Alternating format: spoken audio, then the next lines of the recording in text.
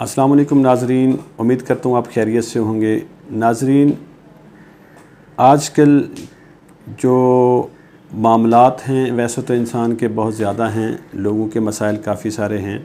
जो सबसे एक अहम इशू है जो रोज़ ब रोज़ सुनने में और लोगों की क्यूरीज़ आती रहती हैं, वो ये है कि जी हमारी डेट ऑफ़ बर्थ गलत हो गई है, हमने उसकी तसहीह करानी है। हमारा नाम है उसमें कोई एडिशन हो गया है या उसमें कोई कमी हो गई है, उसमें हमने एडिशन कराना है या डिलीशन कराना है। इस तरह के मामलात जो है ना वो फ़ेस करने पड़ते हैं लोगों को, और ये होते भी हैं क्योंकि कुछ लोग हैं जो पढ़े लिखे नहीं होते, उनको उस वक्त पता नहीं होता कि हमने इसको कैसे लेके चलना है।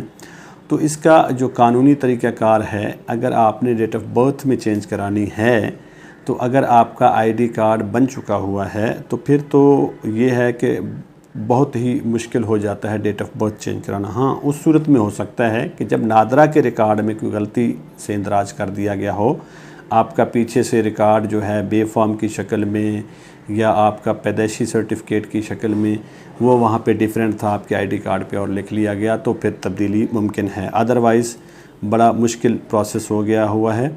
तो लिहाजा अब इसमें यह है कि आप जब किसी चीज़ की कानूनी तरफ जाते हैं, कानून की तरफ जाते हैं, सबसे पहले इंसान का जो डॉक्यूमेंट बनता है वो पैदाइशी सर्टिफिकेट बनता है, उसमें भी डेट ऑफ़ बर्थ लिखनी पड़ती है, नाम भी लिखना पड़ता है।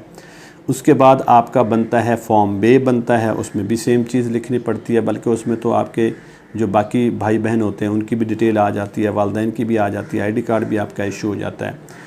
फिर एक और सर्टिफिकेट इस दौरान अगर बंदा आईडी कार्ड नहीं बना होता तो मैट्रिक बंदा कर लेता है, मैट्रिकुलेशन का सर्टिफिकेट भी, रिज़ल्ट कार्ड भी होता है, वो उस पर भी आजकल डेट ऑफ़ बर्थ, नाम, सारी चीज़ें आ रही हैं। उसके बाद आप पासपोर्ट बनवा लेते हैं। मतलब इस किस्म की और भी बहुत सारे डॉक्यूमेंट्स हैं जो रूटीन में आप ड्राइविंग लाइसेंस है ये बनवाते रहते हैं। तो अब इसमें तब्दीली अगर मुमकिन, अगर आपने आईडी कार्ड नहीं बनवाया हुआ और आप ये चाहते हैं कि भी मेरी जो एज है वो गलत लिखी गई है, अब पहले तो आ जाते हैं नाम की तरफ। भी नाम में अगर तब्दीली लानी है तो वो उसका सिंपल सा तरीक़ेकार है कि आप नादरा के ऑफ़िस जाएंगे, उनको एप्लीकेशन लिखेंगे, जो नादरा का हेड होगा उसके साथ बयान हल्फ़ी लगाएंगे और अखबार इश्तिहार उससे पहले आप दे के रखेंगे, मेरा नाम पहले ये था और मैं फ़लाँ नाम के साथ अपना इसको तब्दील कराना चाहता हूँ। तो वो सब जमा कराएंगे तो नादरा आपको नाम की तब्दीली के साथ नया जो डाटा है आपका अपडेट करके आपको मुतल्लिका डॉक्यूमेंट हवाले कर देगा। अब ये है नाम की हद तक। अब अगर आपने मैट्रिक की सनद है, उसमें अगर आपने मॉडिफिकेशन करानी है, नाम की करानी है या आपने अपने एज की करानी है, तो मैट्रिक का जब रिज़ल्ट कार्ड अनाउंस होता है, रिज़ल्ट अनाउंस होता है, तो उस पर लिखा आता है कि जनाब विदिन 60 डेज़, मतलब 2 महीने के अंदर अंदर आपने अगर कोई मॉडिफिकेशन करानी है तो आप करा सकते हैं। उसमें यह है कि आपने मुतल्लिका जो बोर्ड है आपका, उसकी वेबसाइट पे जाएंगे, वहाँ पे फॉर्म अवेलेबल होगा, वहाँ पे फ़ीस स्लिप अवेलेबल होगी, वाउचर अवेलेबल होगा। वो वाउचर आप अपलोड करेंगे अपने बायोडाटा के साथ लिख के, फिर आप फ़ी पे पर करेंगे और वो जो फॉर्म है वो डाउनलोड करके या ऑनलाइन भी आजकल सिस्टम है वहाँ पे आप अपलोड करेंगे, तो वो प्रोसेस के तहत अगर आपका बनता होगा तो वो चेंज कर देंगे, अदरवाइज़ जो भी रिज़ल्ट होगा वो आपके सामने होगा। ये मतलब कानूनी तरीका यही है। आपने अगर एज में मॉडिफिकेशन करानी है आपने, लेकिन सपोर्टिव डॉक्यूमेंट ज़ाहिर आप साथ लगाएंगे कि जनाब ये मेरा सपोर्टिव डॉक्यूमेंट है, फॉर्म बे है या पैदाइशी सर्टिफिकेट है, ये चीज़ें। अब दूसरी साइड पे आ जाएं कि आप कहें कि जी मेरा आईडी कार्ड भी बन चुका है और नादरा से मैंने कराना है। नादरा ने देखना है रिकॉर्ड अपना, जो आपने पैदाइशी सर्टिफिकेट बनवाई थी उसमें अगर आपकी एज और है और आईडी कार्ड में और है, फिर तो नादरा पाबंद है आपका करके देने को। उसके बाद एक आपका बनता है क्या कहते हैं उसको, फॉर्म बे, अगर उसमें कोई तब्दीली है और बाद के डॉक्यूमेंट या पहले डॉक्यूमेंट में तब्दीली है फिर भी वो पाबंद है।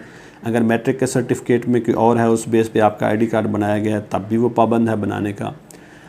और अगर आप नादरा नहीं करता, इन सूरतों में भी नादरा नहीं करता, तो फिर आपके पास सिर्फ़ एक रास्ता है, वो है सिविल कोर्ट के पास जाने का। दावा इस्तक़रार हक़, आप कोर्ट में केस दायर करते हैं, वकील के थ्रू करते हैं दावा इस्तक़रार हक़। अगर बोर्ड ने भी आपका इनकार कर दिया, बोर्ड को पार्टी बनाएं और आप जो नादरा है जिसमें आप गए थे उसको पार्टी बनाएं और उसमें इस्तदा यही होगी आपकी कि भाई फ़लाँ डॉक्यूमेंट्स को बेस बना के मैं अपने एज में मॉडिफिकेशन चाहता हूँ, कमी या बेशी चाहता हूँ, मतलब उसको बढ़ाना चाहता हूँ या उसको कम करना चाहता हूँ, लेकिन साथ सपोर्टिव डॉक्यूमेंट भी आप लगाएंगे, सारा कुछ करेंगे।